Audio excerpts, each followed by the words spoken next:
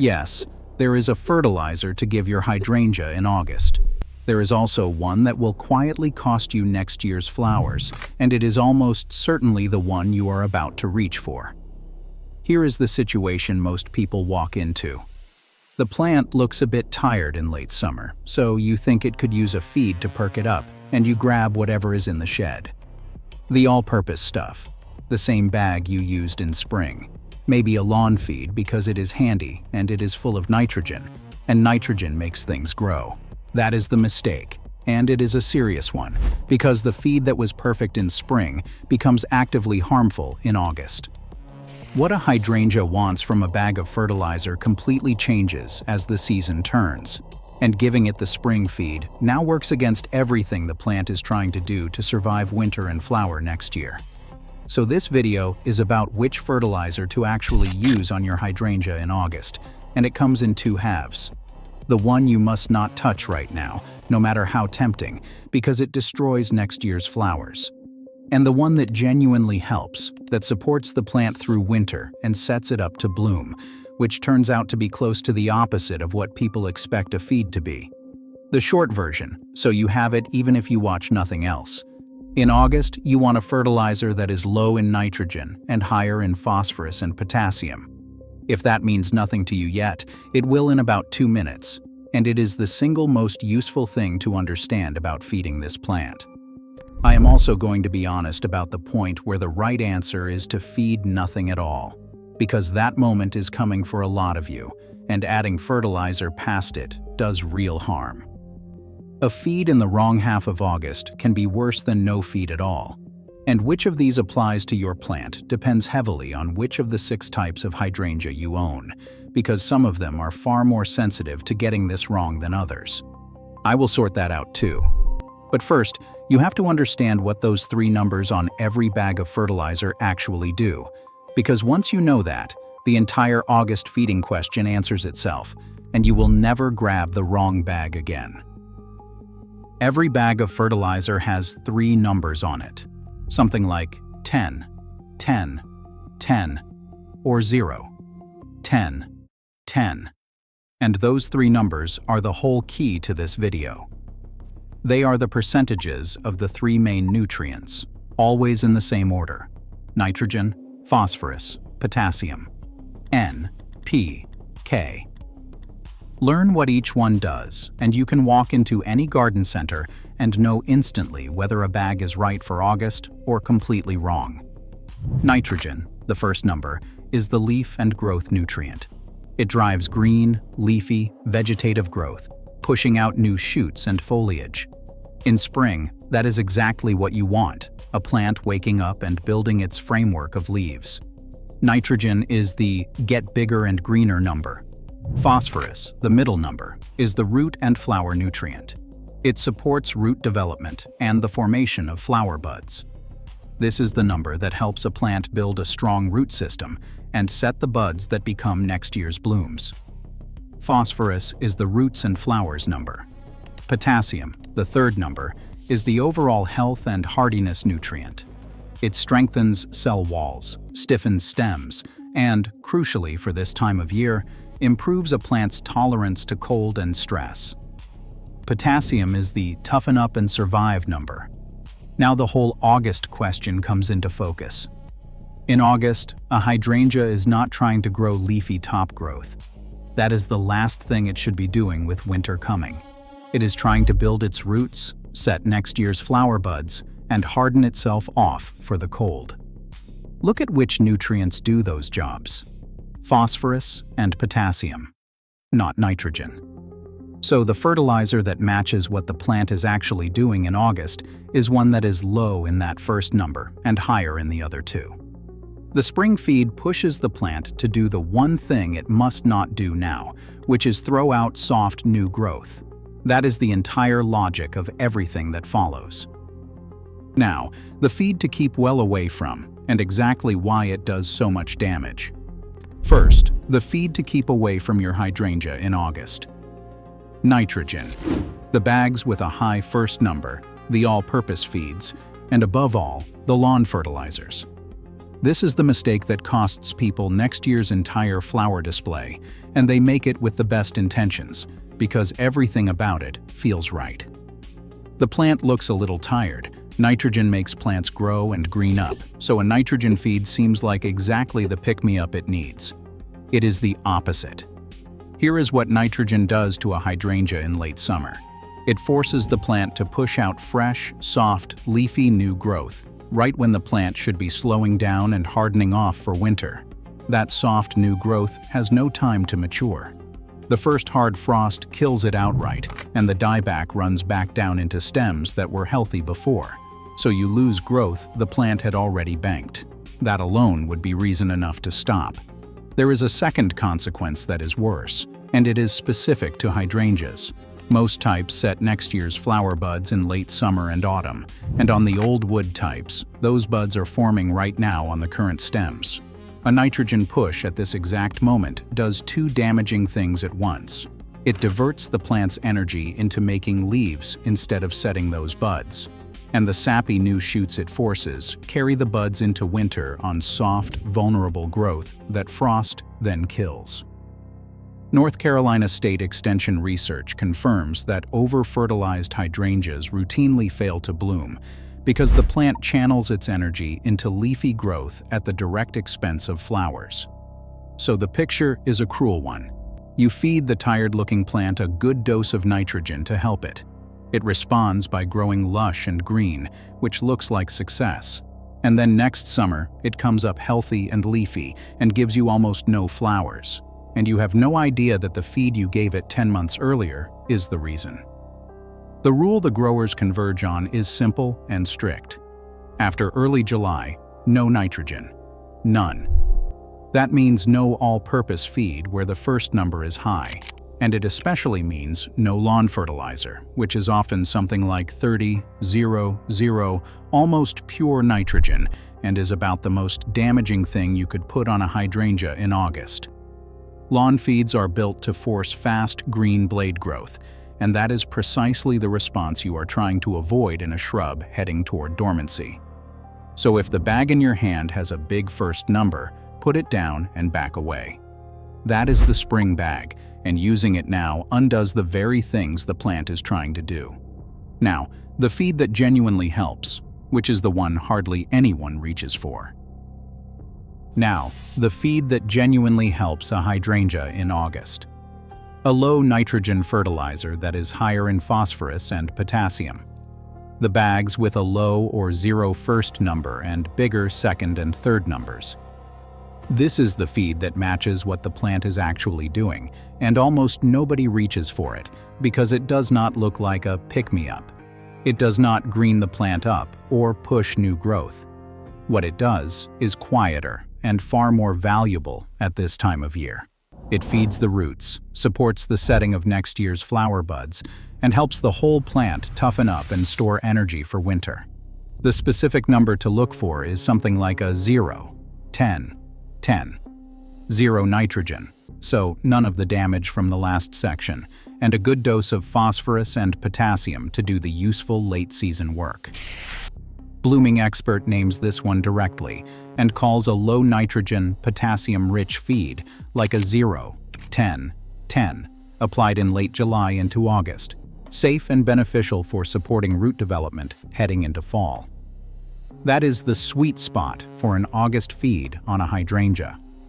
A bloom booster or a bulb fertilizer works on the same principle because both are built to be low in nitrogen and higher in phosphorus and potassium, which is exactly the profile you want now.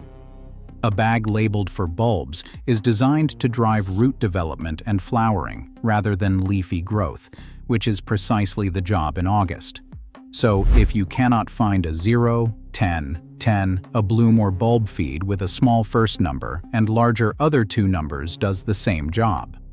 Walk through what each nutrient is buying you at this moment. The phosphorus supports the roots, which are the engine the plant will run on next year, and it supports the formation of the flower buds that are being set right now on the old wood types. The potassium stiffens the plant and, most importantly for the season ahead, improves its cold tolerance, helping it survive winter in good shape rather than limping through damaged. Neither one pushes the soft, frost-vulnerable new growth that nitrogen forces. One habit worth building before you scatter anything, and it will save you money and guesswork. Test the soil first. A basic soil test kit costs a few dollars and tells you what your ground is actually short of, so you feed to fix a real deficiency rather than dosing blind. Pale or yellowing leaves genuinely can mean a nitrogen shortfall, but in August that is not a reason to reach for nitrogen anyway, because the season is wrong for it. Small, sparse blooms and weak bud set point more toward phosphorus or a general shortfall, which is exactly what the low nitrogen feed addresses. And if your soil temperature has already dropped below about 50 degrees, most feeds will not be taken up well, so a test that includes a look at conditions saves you feeding a plant that cannot use it. Apply it as a light feed, following the rate on the label rather than overdoing it, because hydrangeas are not heavy feeders, and more is not better. For a medium-established shrub, that usually means a modest handful of granular worked lightly into the soil around the drip line, or a soluble feed mixed at label strength, rather than the heavy dose you might give a hungry vegetable crop. Water it in well, and do it earlier in the month rather than later, for reasons that will become clear when we get to the point where feeding should stop entirely. So the Honest August feed exists. It is just the mirror image of the spring one, built for storing and surviving rather than growing. Now, a quick word, because which of these even applies to you depends on a question I keep coming back to. Quick one, right here, because this whole video keeps running into the same question, and I have been putting it off. Whether you should feed at all in August, and how sensitive your plant is to getting it wrong, depends entirely on which of the 6 hydrangeas you own. An old wood type and a new wood type do not want the same thing right now, and if you do not know which is which, you are guessing on the one decision that matters most. That is the pattern with this plant. A hydrangea is not one thing. It is 6 different types wearing one name, and they are fed differently, pruned at different times, and only some can change color at all. The person whose hydrangea blooms reliably every year is very often not doing more than you. They just know exactly what they are growing, and they feed and cut it accordingly. So I put the whole thing in one place. It is called the Hydrangea Mastery Guide, and it answers the question every decision in this video depends on, what am I actually growing? It sorts all 6 types in about 90 seconds. It gives you the prune by type calendar, so you never cut off next year's flowers by mistake, which pairs directly with the feeding timing in this video. It explains the real reason the color changes, which is not the pH, whatever you were told. And it covers the 5 myths that cost people an entire season.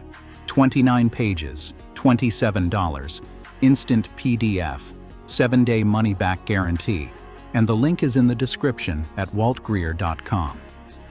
It ends the way this channel always does, with the part nobody selling you a feed will admit. 4 of the 6 types cannot change color no matter what you pour on the soil.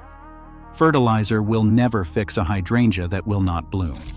A guide that only tells you what to do is only half a guide. Now, the organic side of the August feed, because there are gentler options that do this job beautifully. Now the organic side, because you do not need a synthetic bag to feed a hydrangea well in August, and some of the gentlest options are the best ones for this exact job. Organic feeds tend to release their nutrients slowly, which suits late summer perfectly, because you are not trying to force a fast response. You are topping up the plant's reserves for the long haul into winter. 3 of them are worth knowing. Bone meal is the standout for this time of year. It is a slow-release source of phosphorus, the roots and buds nutrient, and it breaks down gradually in the soil to feed root development and bud formation over weeks rather than hours. Work a little into the soil around the base of the plant and water it in. Because it is almost pure phosphorus with no meaningful nitrogen, it carries none of the frost risk.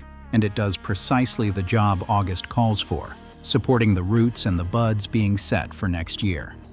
Potassium is the other half, and the specific product worth naming is sulfate of potash, sometimes sold as sulfate of potash magnesia. It supplies potassium in a form the plant uses to strengthen its cell walls and improve cold tolerance, and it does that without pushing any new shoots, which is exactly the quality you want in a late-season feed.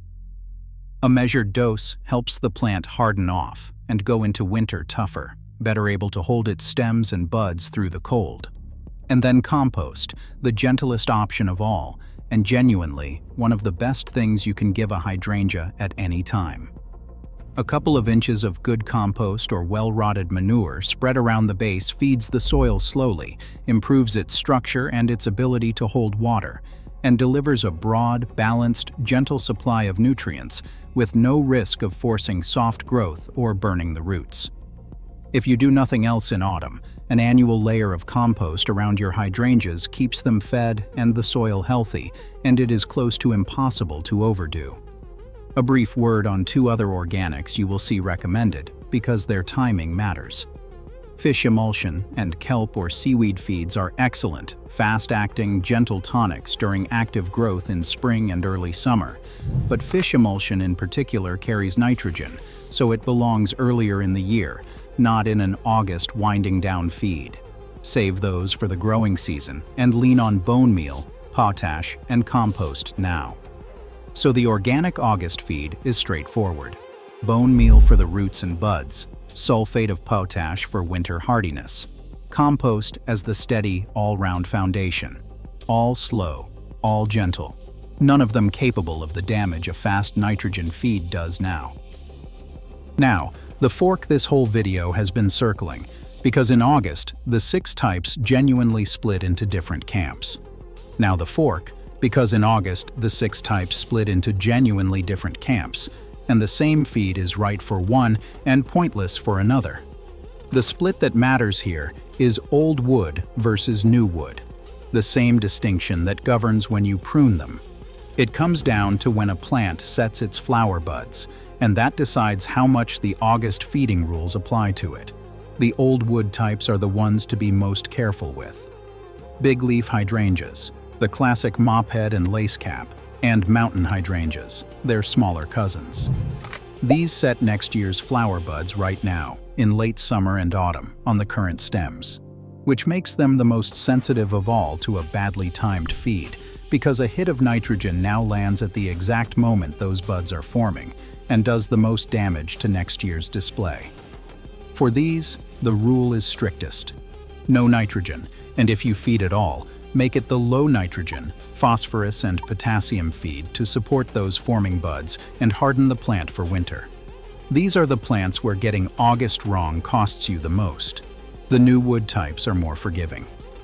Panicle hydrangeas, the cone-flowered ones, and smooth hydrangeas, the Annabelle type, make their flower buds next spring on fresh new growth, so their next year flowers are not sitting exposed on the plant over winter. That makes them less vulnerable to a late feed. But forgiving is not the same as needing one.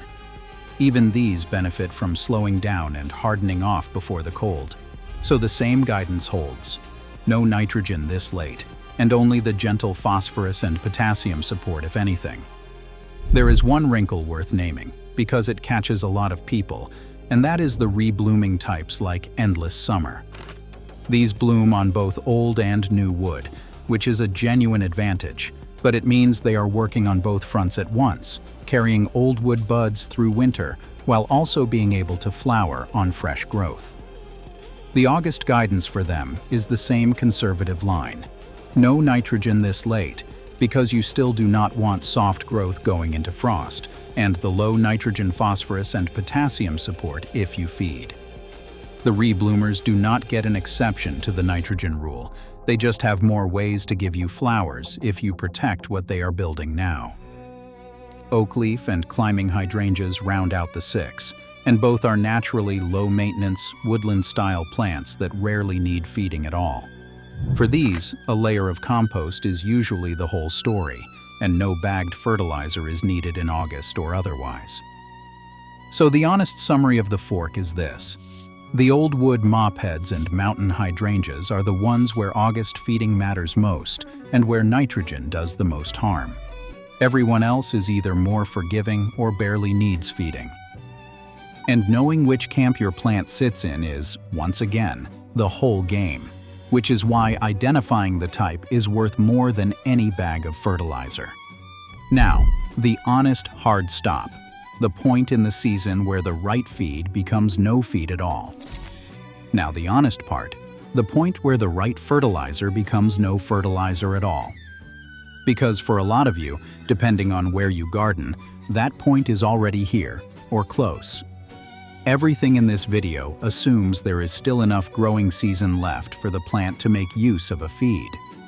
Once that runs out, feeding stops being helpful and starts being harmful again. Even the gentle phosphorus and potassium feed, because the plant is shutting down and no longer taking nutrients up the way it does in active growth. The signal to watch is not a date on the calendar, it is the weather and the plant. Once nighttime temperatures start dropping regularly toward 50 degrees Fahrenheit, around 10 degrees Celsius, and you can see the plant's growth naturally slowing as it heads toward dormancy, the feeding is done for the year. Growers converge on late summer as the cutoff, and that is exactly why I said to feed earlier in August rather than later, and to lean on the low nitrogen options if you feed at all. You want any feeding finished with real growing weather still ahead of it, not applied to a plant already winding down. So the honest rule is to read your own season. If you are early enough in August that warm growing weeks clearly remain, the low nitrogen, phosphorus and potassium feed is genuinely useful. If you garden somewhere with an early autumn and the nights are already cooling, the window has closed, and the right move is to stop feeding entirely and let the plant settle. Past that point, there is still one thing you can add, and it is the one thing you can always add: compost.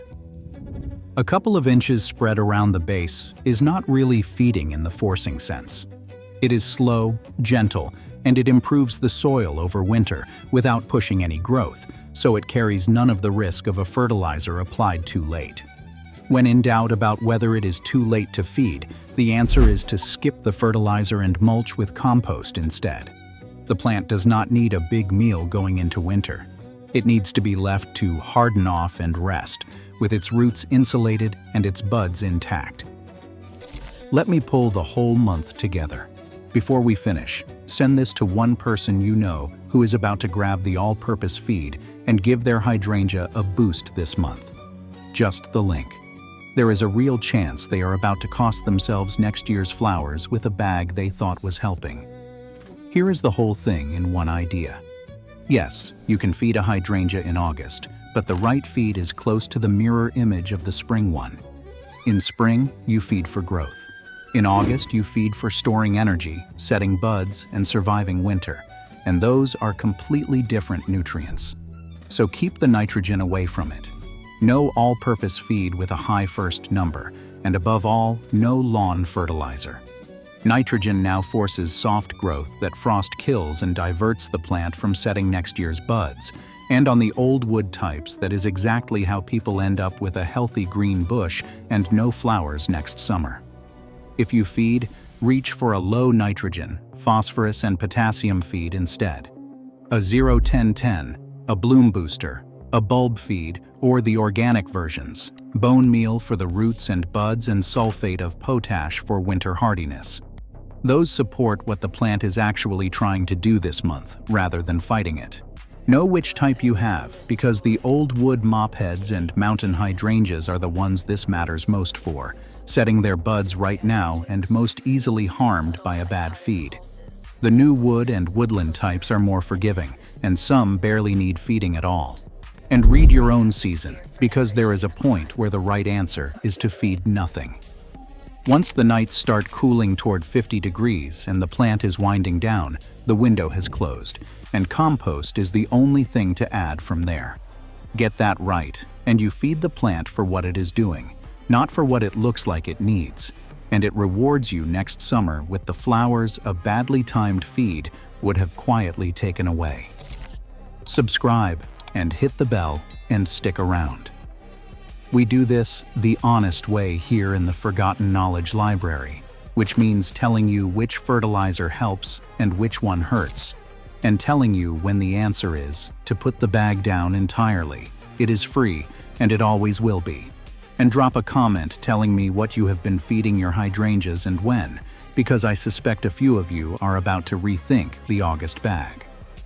Next time, another thing everybody does in the garden that the plant never actually asked for. I will see you in the next one.